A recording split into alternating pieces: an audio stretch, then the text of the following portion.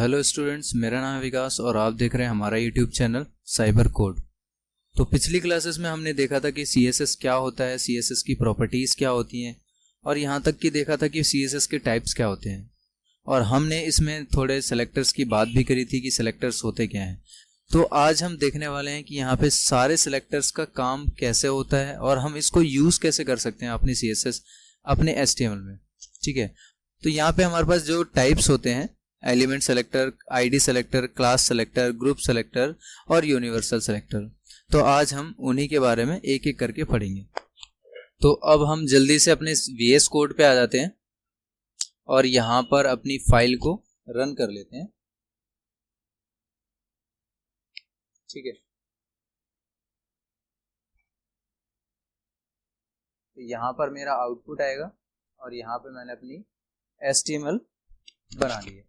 ठीक है, तो यहाँ पे मैं कुछ पहले एक एक सेलेक्टर्स के बारे में बताता हूँ। पहला आईडी सेलेक्टर, मान लो यहाँ पे हमारे पास क्या है, मैं पैराग्राफ बना देता हूँ। पहले H1,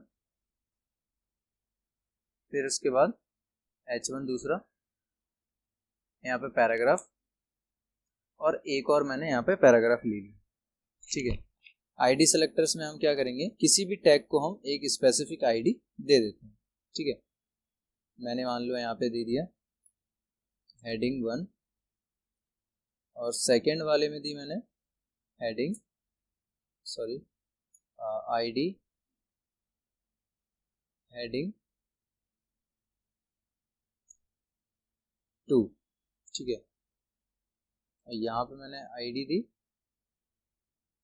पैरा 1 और यहाँ पे आईडी दी मैंने पैरा 2। ठीक है, तो यहाँ पे अगर मैं कोई टेक्स्ट डाल दूं जैसे CSCIT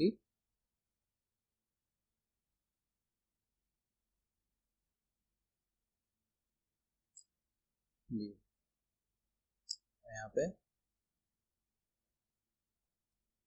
साइबर कोड और नॉर्मल सा मैं यहाँ पे क्या करूँगा, कुछ टेक्स्ट ले लेता हूँ लॉरेंस से 100, देन यहाँ पे लॉरेंस से 100। ठीक है, अगर मैं यहाँ पे सेव करूँ और मेरा यहाँ पे क्या है S3 है और मैं यहाँ पे क्लोज कर देता हूँ इसे।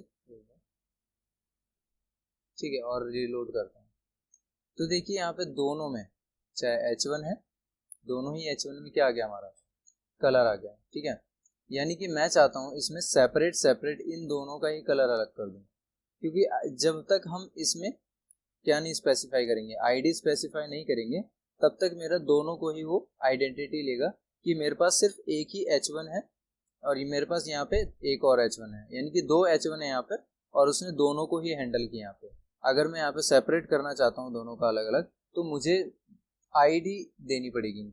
तो आईडी मैंने क्या दिया यहाँ पे हेडिंग 1 और यहाँ पे हेडिंग 2। तो सबसे पहले मैं क्या करता हूँ, यहाँ पे हेडिंग 1 दे देता हूँ।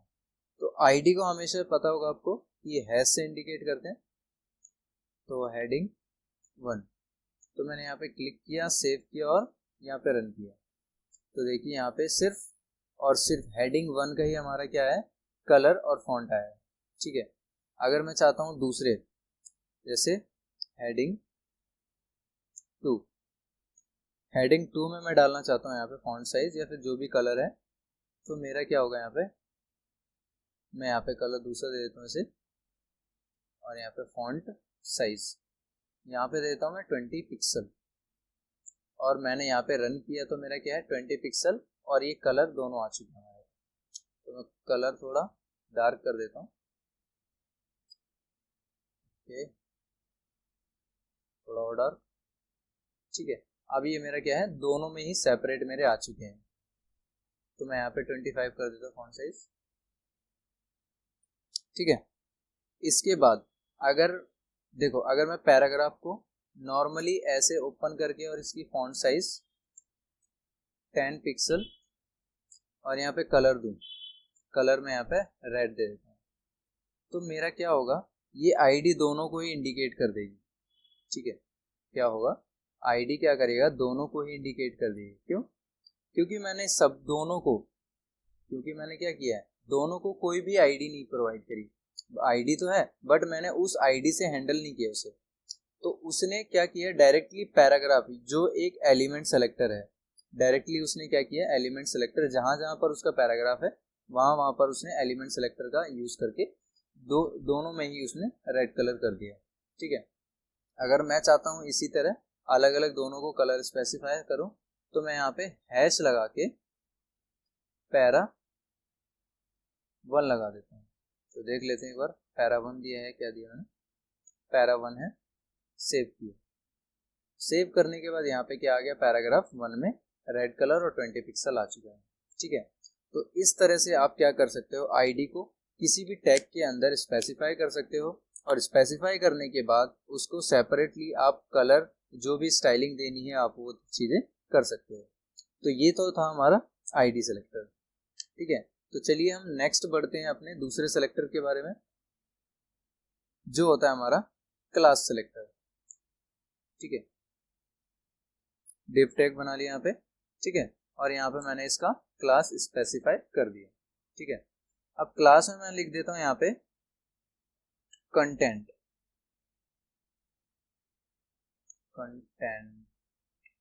ओके, अब क्लास के अंदर क्या है, हमारे पास क्लास के अंदर क्या होता है कि बहुत सारे कंटेंट होता है, जैसे लाइक क्लास के अंदर कई सारे बच्चे होते हैं। ठीक है, अब उस क्लास के अंदर कई सारे स्टूडेंट्स होने के बाद आप क्या करते हो, सभी को एक एक करके हैंडल करते हो। ठीक है, बट अगर आपको क्लास अटेंड करनी होती तो जब भी आपको एक नोटिफिकेशन यानी उस क्लास को बुलाया जाता है तो क्या होता है, उसमें जितने भी स्टूडेंट इनरोल्ड होते हैं सभी के सभी वहां पर आ जाते हैं। ठीक है, तो इसी तरह क्या होता है, अगर मैं यहाँ पे क्लास को हैंडल करूँ तो क्लास को हैंडल करने के बाद अगर मैं इनको आसानी से हैंडल करूँ तो मैं आसानी से हैंडल कर सकता हूँ, क्योंकि ये हमारे क्या है, यहाँ पे फर्स्ट चाइल्ड है, उसका सेकंड चाइल्ड है, उसका थर्ड चाइल्ड है।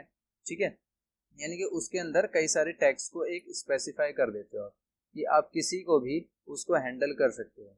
ठीक है, तो क्लास आप इसके अंदर भी दे सकते हो, H1 के अंदर भी दे सकते हो क्लास, और H पैराग्राफ के अंदर भी दे सकते हो आप क्लास। तो आप क्लास का यूज किसी पे भी कर सकते हो। ठीक है, अब इसके बाद मैं क्या करता हूँ, यहाँ पे क्लास में क्या है, मेरा कंटेंट है। कंटेंट में जाने के बाद मैं यहाँ पे डॉट से इंडिकेट करूंगा किसी भी क्लास को। ठीक है, तो क्लास का नाम क्या था, कंटेंट, और कंटेंट में क्या करूंगा, किसी को भी हैंडल करूंगा। कंटेंट के अंदर H1 है तो मैं H1 को कर सकता हूँ, और यहाँ पे कंटेंट के अंदर मेरा क्या है, बैकग्राउंड कलर। तो जब मैं बैकग्राउंड कलर दूंगा तो बैकग्राउंड ब्लू वायोलेट, और यहाँ पे सेव करा और रन किया, तो बैकग्राउंड कलर करने के बाद देखो यहाँ पे सभी कंटेंट में ही हैंडल हुआ है वो, यानी कि एक क्लास के अंदर जितने भी कंटेंट है हमारे सभी कंटेंट हैंडल हुए हैं उसमें। ठीक है, अब मैं जो भी करूँगा उसको एक क्लास के नेम से, जैसे मैं अगर इसकी विड्थ बढ़ाना चाहूँ तो मैं क्या कर सकता हूँ, 400 पिक्सल दे सकता हूँ। ठीक है, तो यहाँ पे 400 पिक्सल आ गई, या 100% भी कर सकते हो आप। ठीक है, तो 100% कर देते हैं यहाँ पे। 100% करने के बाद यहाँ पे 100% हो गया। ठीक है, यहाँ पे अगर हाइट बढ़ानी है आपको तो हाइट हमारी क्या हो, 200 पिक्सल, तो यहाँ पे आप 200 पिक्सल में उस कंटेंट को हैंडल कर सकते हो। ठीक है, तो इस तरह से आप क्या कर सकते हो, क्लास के कंटेंट को हैंडल कर सकते हो। बट अगर आपको इसके कंटेंट को हैंडल करना है तो नॉर्मली आपको क्या करना पड़ेगा, जैसे ही डॉट है, मैंने क्या किया यहाँ पे डॉट कंटेंट है, कंटेंट के अंदर H1 है। ठीक है, तो H1 को हैंडल करने के लिए कलर क्या लगा दोगे, कलर वाइट। जैसे रिलोड करोगे तो क्या होगा, कलर वाइट आ गया इसका।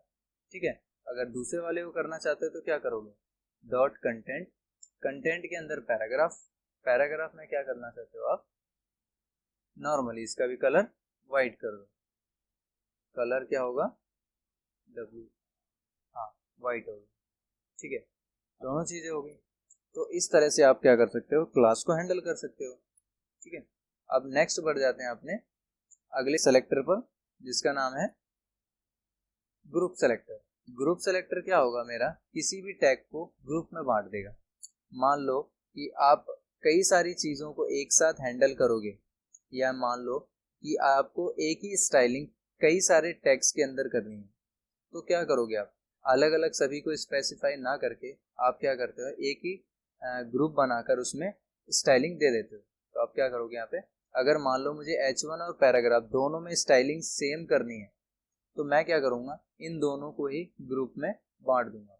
इससे क्या होगा, इससे हमारे लाइन ऑफ कोड की भी बचत होगी और आपका जो टाइम है वो भी कम लगेगा। ठीक है, तो जैसे मैं डॉट कंटेंट है, कंटेंट के अंदर मैं हैंडल करना चाहता हूँ H1 कॉमा में पैराग्राफ, दोनों को हैंडल करना चाहता हूँ।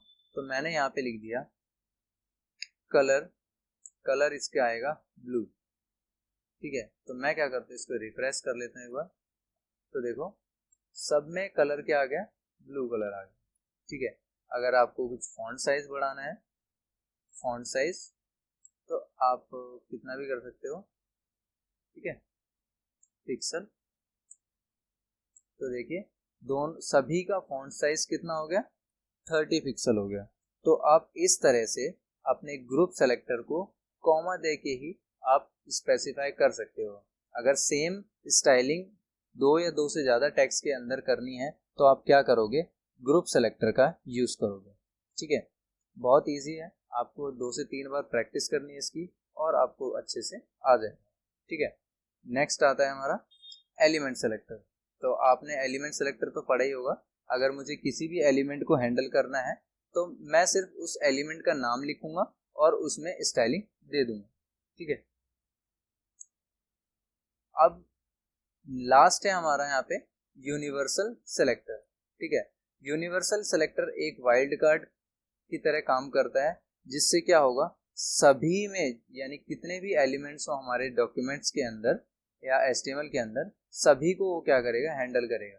ठीक है, तो मान लो मैंने यहाँ पे क्या किया था, अभी इसमें हैंडल किया था, तो इसको हटा देता हूँ, सेव करा, रिलोड किया। अब यहाँ पे मैं कुछ और चीज़ें कर देता हूँ, जैसे मान लो मैंने किया कि इसको बैकग्राउंड कलर दे देता हूँ पहली बात तो।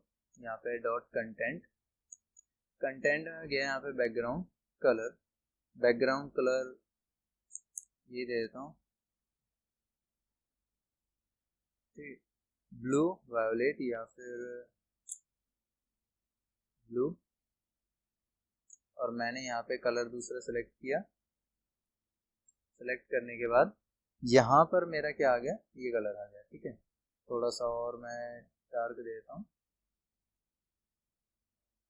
ठीक है, और यहाँ पे मैं इसकी जो विड्थ है वो भी सेट कर देता हूँ 100%।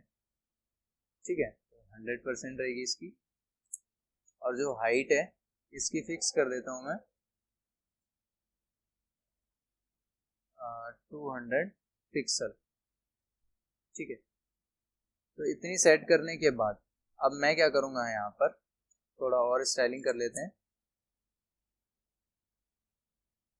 डॉट कंटेंट H1, मैं हेडिंग एक ही रखता हूँ यहाँ पे और एक हेडिंग हटा देता हूँ।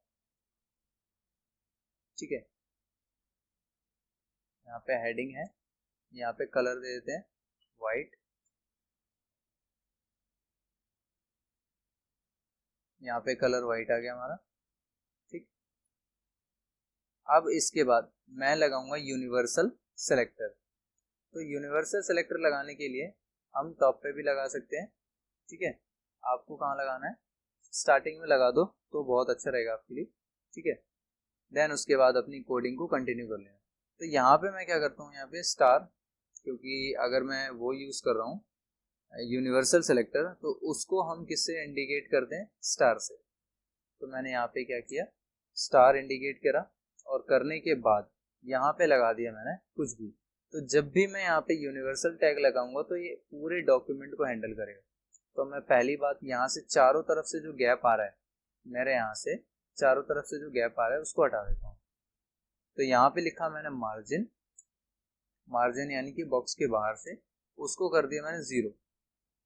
तो यहाँ पे करने के बाद देखो रिफ्रेश किया मैंने, या तो यानी कि ये क्या हुआ, बाहर बाहर से नहीं हुआ, ये टैग्स के अंदर से भी हो गया।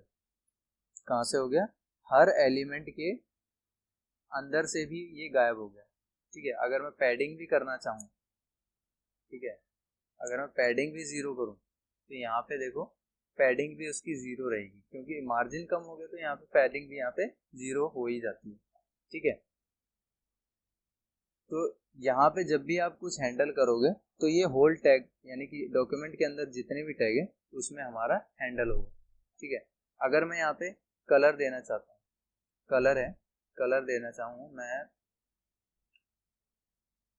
या येलो दे देता हूँ। ठीक है, ये थोड़ा दिखेगा, मैंने क्या किया यहाँ पे येलो दे दी, तो यहाँ पे देखो यहाँ पे क्या आ गया, येलो कलर आ गया। ठीक, क्योंकि मैंने यहाँ पे कंटेंट के अंदर क्या दिया था, कंटेंट के अंदर तो ब्लू दे रखा है और इसके अंदर व्हाइट दे रखा है, तो इन दोनों को छोड़ के बाकी जितनी चीजें होंगी उसमें क्या आ जाएगा, यहाँ पे येलो कलर आ जाएगा। ठीक है, अगर मैं यहाँ पे कुछ और भी टैग लाऊं, ठीक है, बाहर पैराग्राफ, पैराग्राफ को यहाँ पे उसके बाहर रखूं 100, तो यहाँ पे देखना इसका भी कंटेंट क्या हुआ, येलो हो गया। अगर मैं कुछ और रखता है यहाँ पे एंकर टैग रखूं, एंकर टैग में यहाँ पे क्लिक ये भी रखना चाहूँ तो इसका कलर भी क्या रहेगा, हमारा येलो ही रहेगा। ठीक है, तो इसलिए हम इसे क्या बोलते हैं, यूनिवर्सल सेलेक्टर, जो हमारे होल डॉक्यूमेंट को ही हैंडल करता है। ठीक है, तो ये थे हमारे कुछ बेसिक सेलेक्टर CSS के। उम्मीद है आपको ये सारे सेलेक्टर समझ आए होंगे। अगर नहीं समझ आए आप एक बार और वीडियो को देख लीजिए, आपको और अच्छे से समझ आ जाएगा। तो तब तक के लिए गुड बाय, और मिलते हैं अपनी नेक्स्ट वीडियो में जो कुछ और बेसिक सेलेक्टर्स बताए जाएंगे। तो तब तक के लिए गुड बाय।